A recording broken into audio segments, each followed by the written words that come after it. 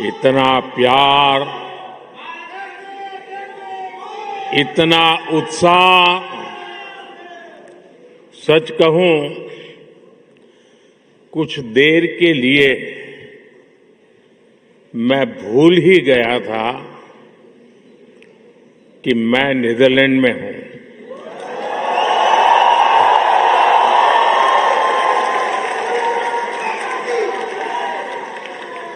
ऐसे लग रहा है जैसे भारत में ही कहीं कोई फेस्टिवल चल रहा है।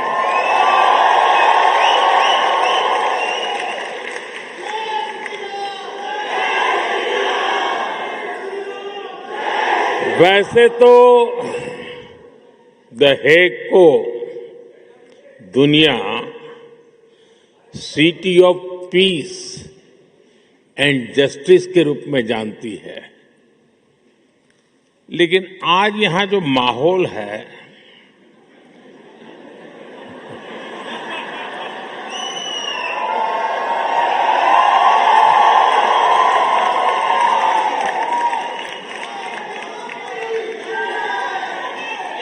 इस माहौल को देखकर लग रहा है कि the Hague living symbol of Indian friendship बन गया है।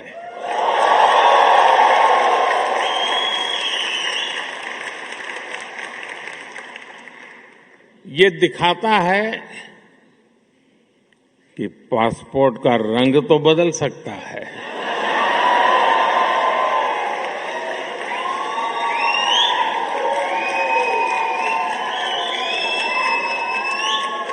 एड्रेस भी बदल सकता है, टाइम जोन भी बदल सकता है, लेकिन मां भारती की संतानें कहीं भी रहें, ये गर्मजोशी, ये वाइब्रेंसी, लाइफ को सेलिब्रेट करने का जज्बा, ये हमारे हमेशा हमेशा हमारे साथ रहता है।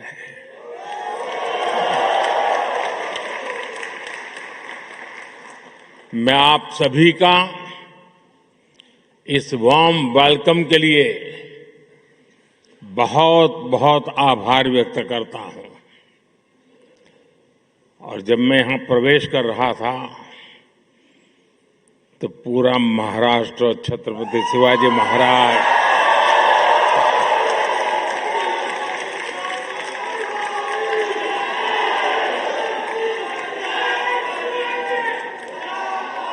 और मेरो प्यारो राजस्थान,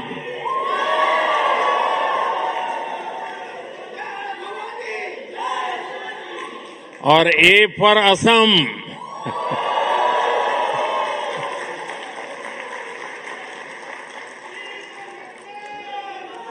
साथियों, आप सभी से मुलाकात के बाद आज मुझे हिज मैजेस्टी द किंग और हर मैजेस्टी द क्वीन से मिलने का अवसर मिलेगा। इसके साथ ही प्रधानमंत्री राव यतेन से भी विस्तार से कई विषयों पर चर्चा होगी। बीते वर्षों में जब भी मेरी नीदरलैंड से, यहां के लीडर से बात हुई है, ये हमेशा भारतीय डायस्पोरा की बहुत प्रशंसा करते आए हैं।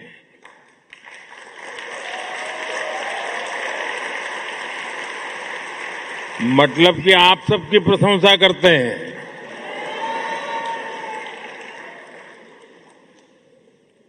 आप नीदरलैंड्स के समाज और यहां की इकोनॉमी में जो कंट्रीब्यूट कर रहे हैं, उस पर हर भारतवासी को गर्व है।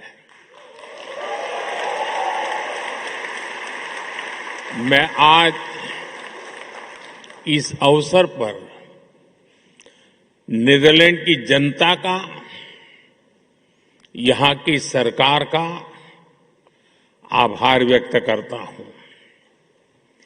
मैं यहां की जनता को 140 करोड़ भारतवासियों की तरफ से अपनी शुभकामनाएं देता हूं।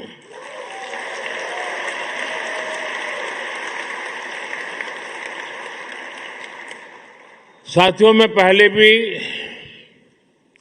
नीदरलैंड आता रहा हूं। मेरे पुराने साथी महर्षि महेश योगी के सारे सदस्य यहां बैठे हैं।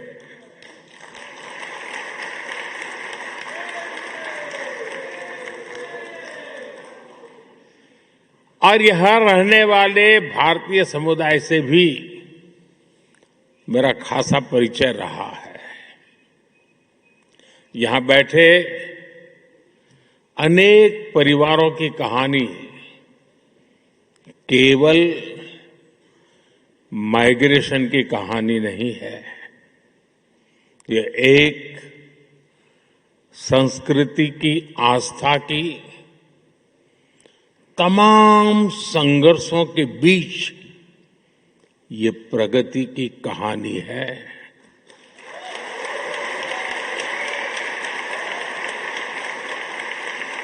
उस दौर में तब किसी ने सोचा भी नहीं था कि 2 महासागर पार करने के बाद भी भारतीयों की पहचान इतनी जीवंत रहेगी।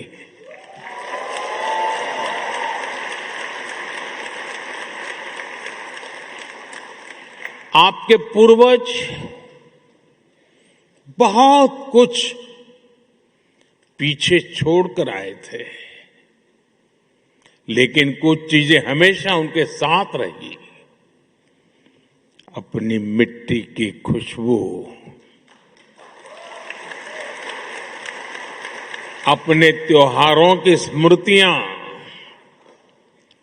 भजन की धुनें और अपने पूर्वजों के संस्कार। साथियों, मानवता का इतिहास साक्षी है कि समय के साथ अनेक संस्कृतियां मिट गई, लेकिन भारत का डाइवर्स कल्चर आज भी अपने लोगों के दिलों में धड़कता है।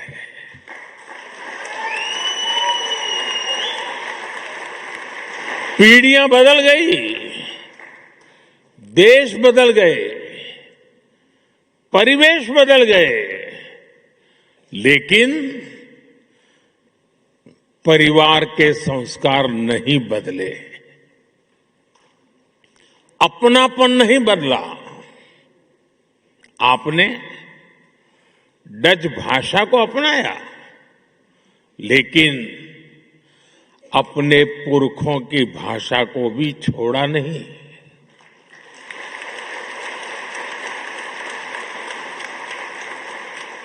हमारे कम्युनिटी रेडियो स्टेशंस यहां बहुत पॉपुलर है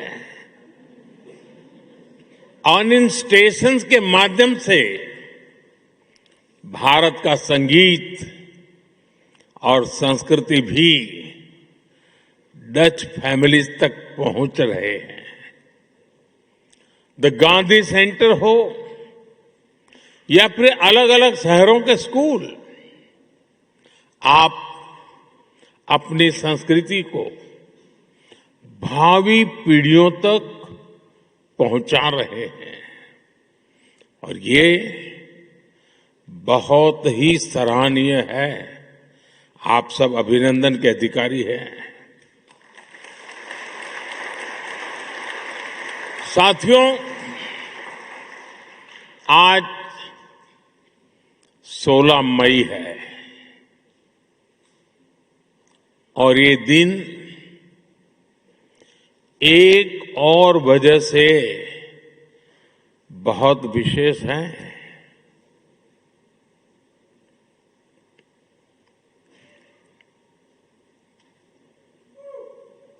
सोच रहे हैं ना? सोचिए, जरा और सोचिए। आज से 12 वर्ष पहले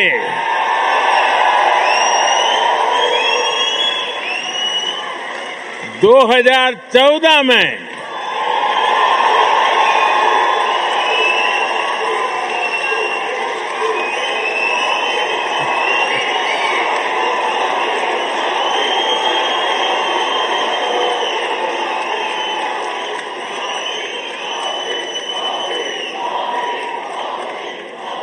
सोलह मई 2014 कुछ खास हुआ था।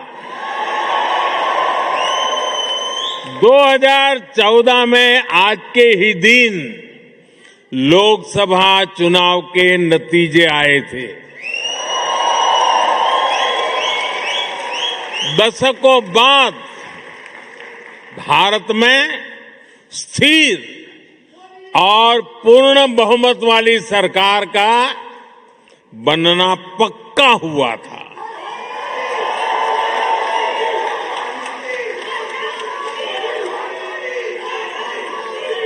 एक वो दिन था और एक आज का दिन है।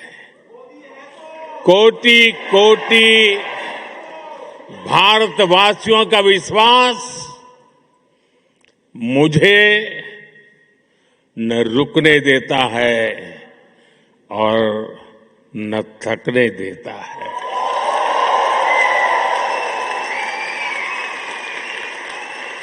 ये नॉन स्टॉप चले ही जा रहा है। साथियों, बहुत छोटी आयु से ही मैं देशभक्ति के रंग में रंग गया।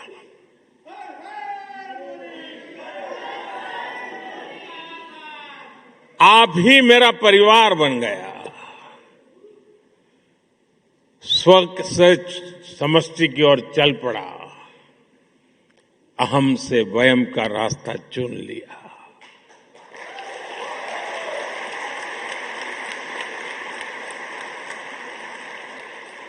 और फिर तो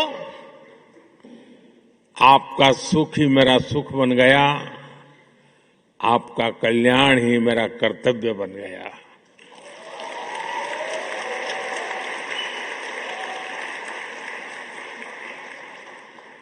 और समर्पित भाव से आप सबके आशीर्वाद से कुछ न कुछ करता रहा। लेकिन जनता जनार्दन का इतना प्यार मिलेगा, ये तो कल्पना में भी नहीं था। कम्युनिटी रेडियो स्टेशंस यहां बहुत पॉपुलर है। और इन स्टेशंस के माध्यम से भारत का संगीत और संस्कृति भी डच फैमिलीज तक पहुंच रहे हैं। द गांधी सेंटर हो या फिर अलग अलग शहरों के स्कूल, आप अपनी संस्कृति को भावी पीढ़ियों तक पहुंचा रहे हैं। और ये बहुत ही सराहनीय है। आप सब अभिनंदन के अधिकारी हैं। साथियों, आज 16 मई है और ये दिन एक और वजह से बहुत विशेष है।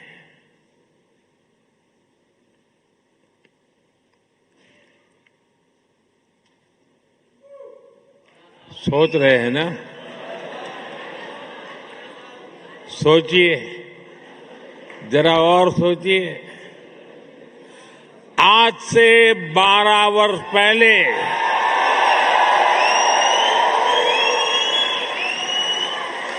2014 में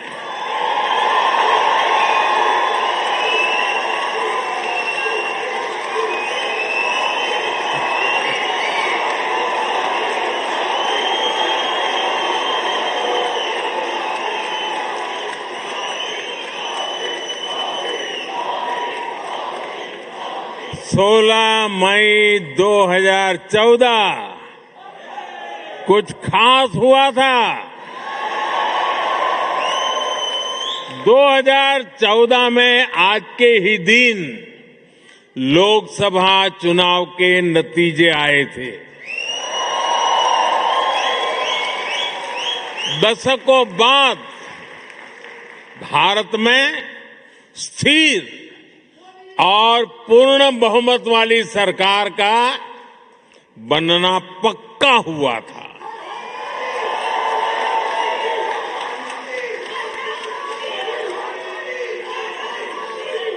एक वो दिन था और एक आज का दिन है। कोटि कोटि भारतवासियों का विश्वास मुझे न रुकने देता है और न थकने देता है।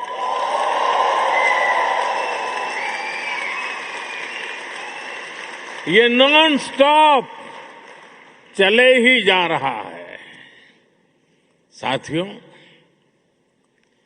बहुत छोटी आयु से ही मैं देशभक्ति के रंग में रंग गया।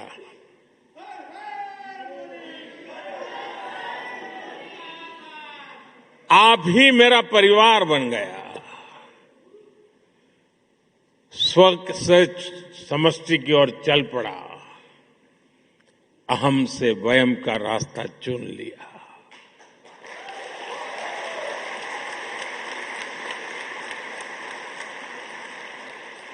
और फिर तो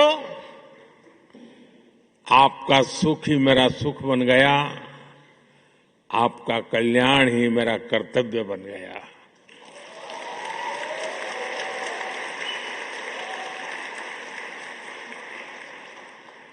और समर्पित भाव से आप सबके आशीर्वाद से कुछ न कुछ करता रहा। लेकिन जनता जनार्दन का इतना प्यार मिलेगा, ये तो कल्पना में भी नहीं था।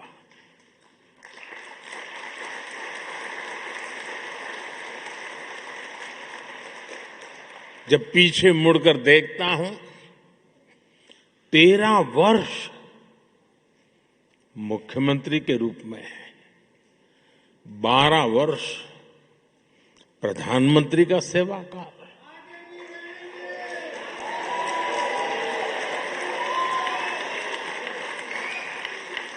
डेमोक्रेटिक वर्ल्ड में 25 वर्षों तक करोड़ों करोड़ वोटर्स का लगातार समर्थन, ये मेरे लिए बहुत ही बड़े सौभाग्य की बात है। मेरे लिए ये सिर्फ एक आंकड़ा नहीं है, ये आपके आशीर्वाद, ये मेरी बहुत बड़ी पूंजी है। देश का ये प्यार, ये आशीर्वाद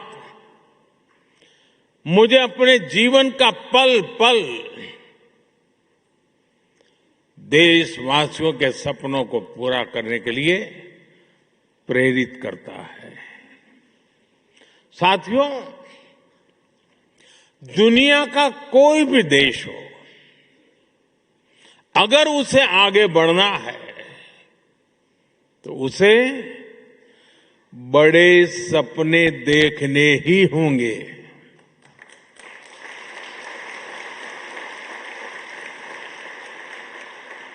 आज हमारा भारत भी बहुत बड़े सपने देख रहा है। आज देश कह रहा है, हमें सिर्फ ट्रांसफॉर्मेशन नहीं चाहिए, हमें बेस चाहिए। क्या चाहिए?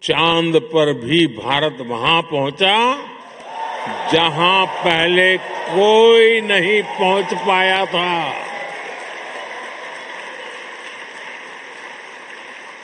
और न्यूक्लियर एनर्जी में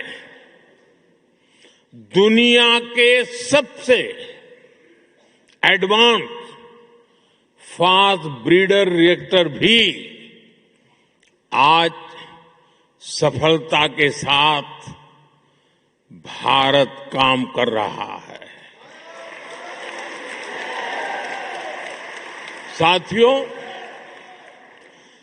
भारत की जो ये स्केल है, ये हम इंफ्रास्ट्रक्चर निर्माण में भी देख रहे हैं। आज भारत में जो सोलर पार्क बन रहे हैं, वो विश्व के सबसे बड़े पार्क में से एक है। सबसे ऊंची और सबसे लंबी टनल्स हो, सबसे ऊंचे और लंबे ब्रिजेज हो, सबसे लंबे एक्सप्रेस वे हो, सबसे बड़े मेट्रो नेटवर्क हो, सबसे बड़े सिविल एविएशन नेटवर्क हो, सबसे बड़े इलेक्ट्रिफाइड रेल नेटवर्क हो, इनमें से अनेक आज भारत में बन रहे हैं।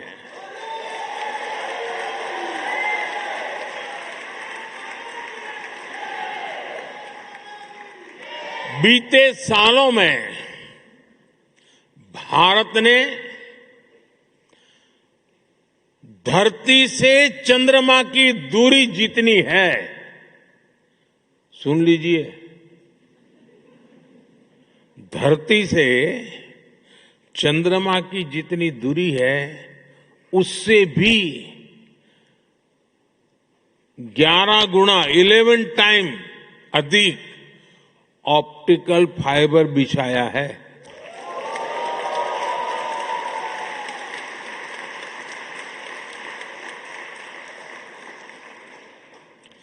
एक दशक पहले हम मोबाइल फोन इंपोर्ट करते थे। आज भारत दूसरा सबसे बड़ा मोबाइल मैन्युफैक्चरर है। साथियों, ये जो स्पीड और स्केल है, इसके अलावा आज के भारत की एक और पहचान है। आज का भारत इनोवेशन पावर्ड है। हमारे डिजिटल पब्लिक इंफ्रास्ट्रक्चर की चर्चा आज पूरी दुनिया में होती है। ये भारतीयों के इनोवेशन का बहुत बड़ा प्रमाण है। आज पैसा रखना है तो डिजिटल वॉलेट है,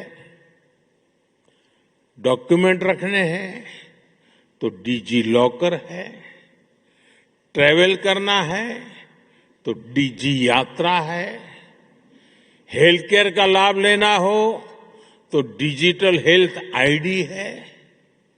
साथियों, आज भारत में हर महीने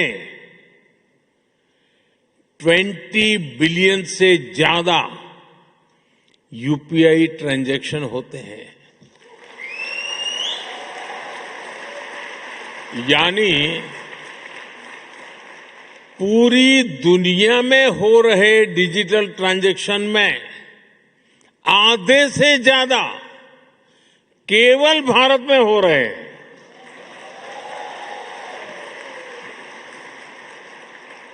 और स्टार्टअप तो आज भारत के युवाओं का मिजाज बन चुका है। 12 साल पहले देश में 500 से भी कम स्टार्टअप्स थे। आज ये संख्या बढ़कर 2 लाख से ज्यादा हो गई है।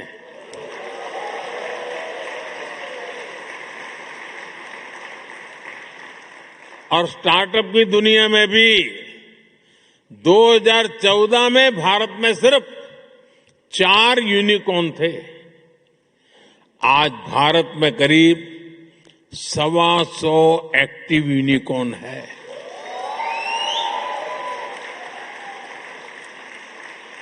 दो 2025 में ही करीब 44,000 और नए स्टार्टअप रजिस्टर हुए हैं।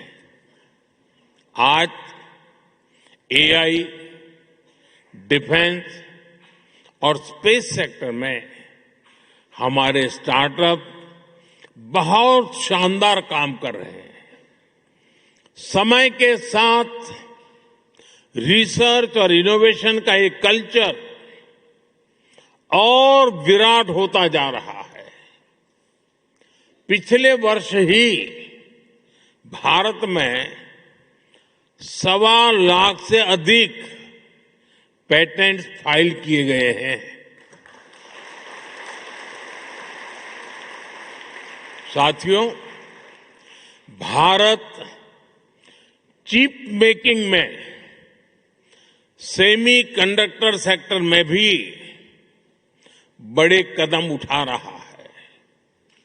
अभी भारत में 12 सेमीकंडक्टर प्लांट्स पर काम चल रहा है।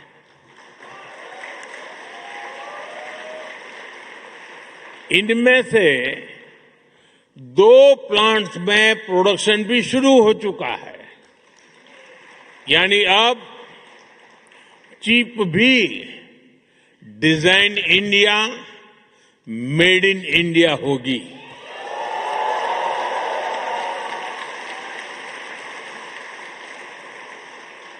साथियों, भारत की ये एस्पिरेशन ड्रिवन जर्नी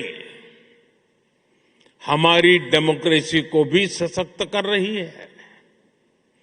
जब लोगों के सपने सच होते हैं तो लोकतंत्र पर उनका भरोसा भी मजबूत होता है।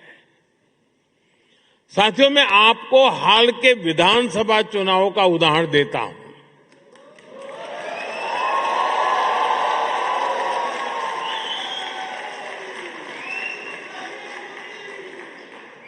असम, बंगाल,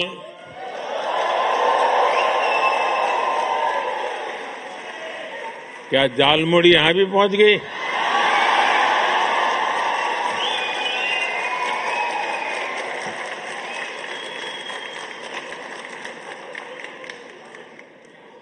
असम, बंगाल, केरलम, तमिलनाडु और पुडुचेरी में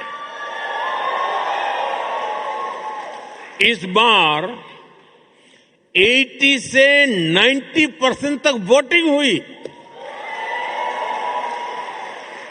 और इसमें भी विमेन पार्टिसिपेशन बहुत ज्यादा बढ़ी है और ये हर राज्य का ट्रेंड है।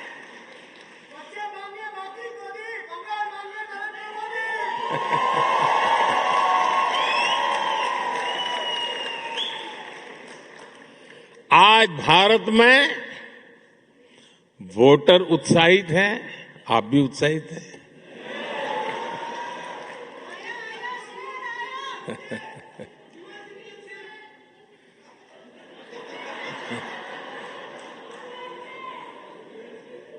साथियों, हमें गर्व होता है हर साल वोटिंग के रिकॉर्ड टूट रहे हैं।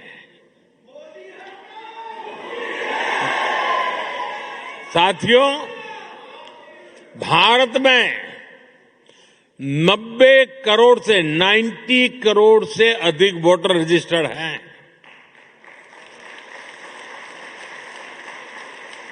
दो 2024 के लोकसभा चुनाव में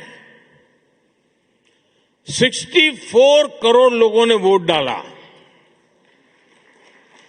यानी यूरोपियन यूनियन की टोटल पॉपुलेशन से भी ज्यादा भारतीयों ने वोटिंग की।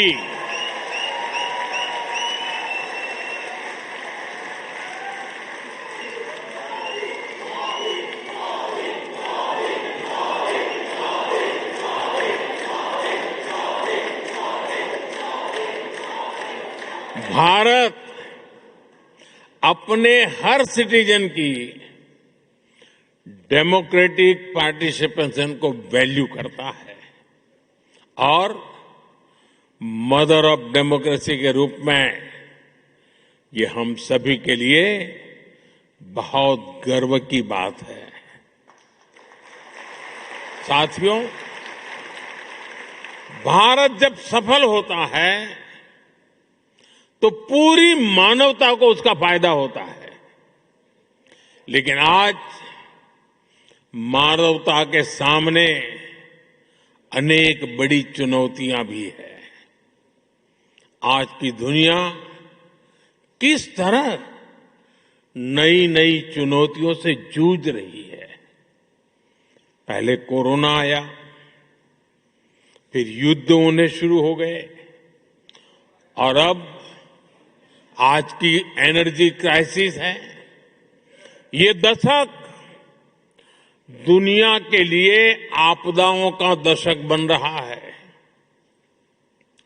हम सभी देख रहे हैं, अगर ये स्थितियां तेजी से नहीं बदली गई तो बीते अनेक दशकों की उपलब्धियों पर पानी फिर जाएगा। दुनिया की बहुत बड़ी आबादी फिर से गरीबी के दलदल में चली जाएगी। साथियों, ऐसी वैश्विक परिस्थितियों में आज दुनिया रेजिलिएंट सप्लाई चेन की बात कर रही है और तब भारत और नीदरलैंड मिलकर एक ट्रस्टेड, ट्रांसपेरेंट और फ्यूचर रेडी सप्लाई चेन बनाने में जुटे हैं।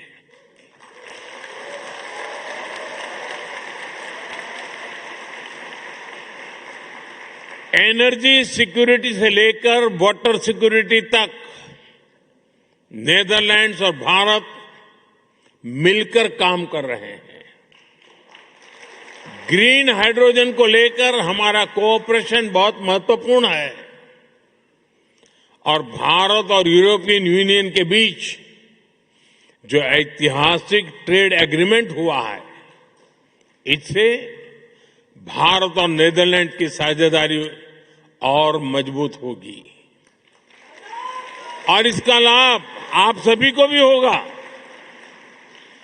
भारतीय बिजनेस के लिए यूरोप में प्रवेश का नेचुरल गेटवे नीदरलैंड बनेगा।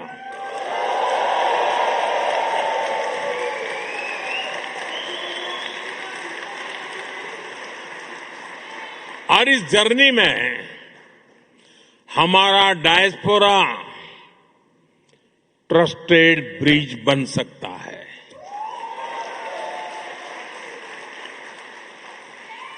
और मैं इसलिए कहता हूं कि डायस्पोरा इंडिया की एम्बिशन को भी समझता है और यूरोप के स्टैंडर्ड्स को भी जानता है। इससे यहां बसे भारतीयों को भी भारत के हाई क्वालिटी प्रोडक्ट्स के अधिक अवसर मिलेंगे। साथियों, नीदरलैंड ट्यूलिप की धरती है और यहां के खूबसूरत ट्यूलिप्स को देखने के लिए दुनिया भर के लोग यहां आते हैं। भारत में भी दुनिया के सबसे बड़े ट्यूलिप गार्डन में से एक हमारे जम्मू कश्मीर में है, श्रीनगर में है। और जिस तरह नीदरलैंड को ट्यूलिप्स के लिए जाना जाता है, वैसे ही भारत लोटस यानी कमल के लिए जाना जाता है।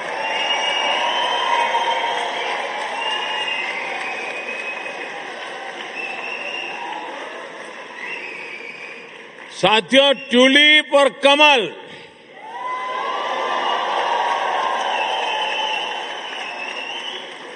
दोनों फूल हमें बताते हैं कि जड़ें चाहे पानी में हो या धरती पर, अगर सही पोषण मिले तो सुंदरता भी मिलती है और स्ट्रेंथ भी आ जाती है।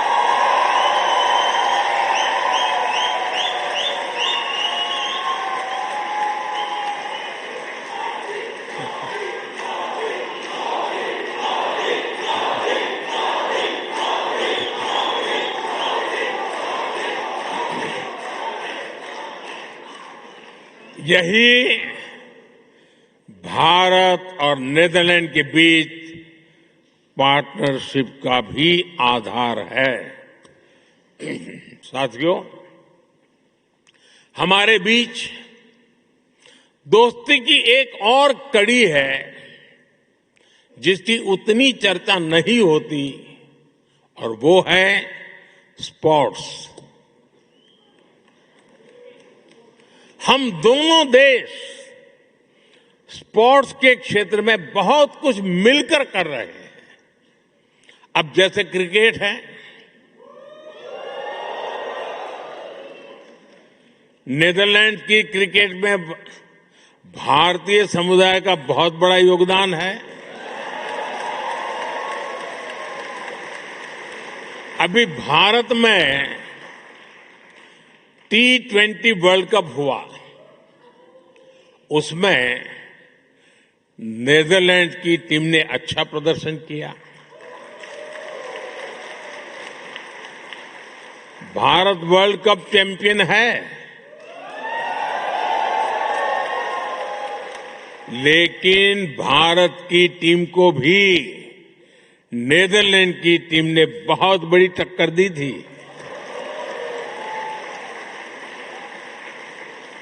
जब हम तेजा निदामनुरू और विक्रमजीत सिंह को नीदरलैंड की जर्सी में देखते हैं, या फिर जब आर्यन दत्त जैसे युवा खिलाड़ी डच क्रिकेट के फ्यूचर में कंट्रीब्यूट करते हैं, तो हम सभी को बहुत अच्छा लगता है।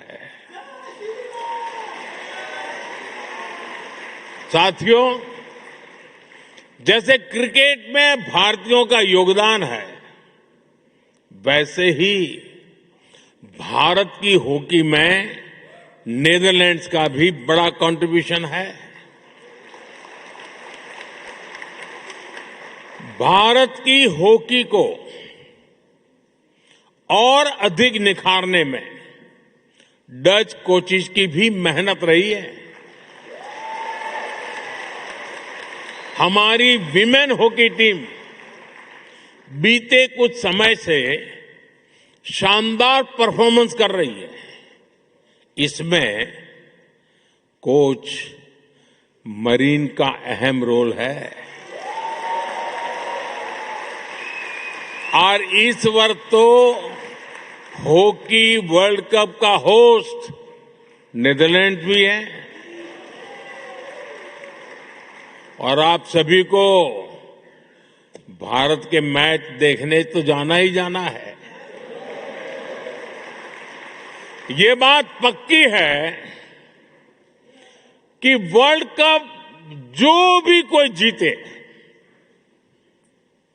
लेकिन इतना पक्का है कि इस ओलंपिक में भारत और नीदरलैंड की दोस्ती जरूर जीतेगी।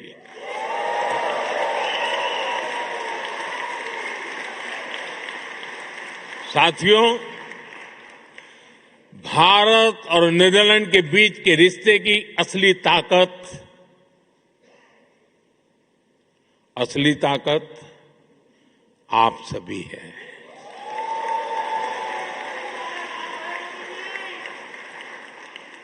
आप इस पार्टनरशिप के जीवंत सेतु हैं, जीवंत ब्रिज है। इसलिए भारत सरकार ने सूरीनामी हिंदुस्तानी समाज के लिए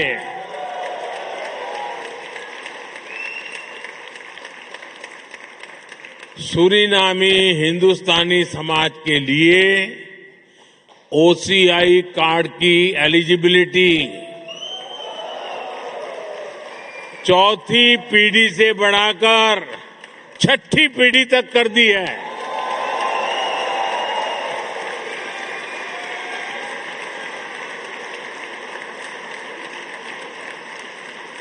साथियों, 21वीं सदी का भारत अवसरों की भूमि है।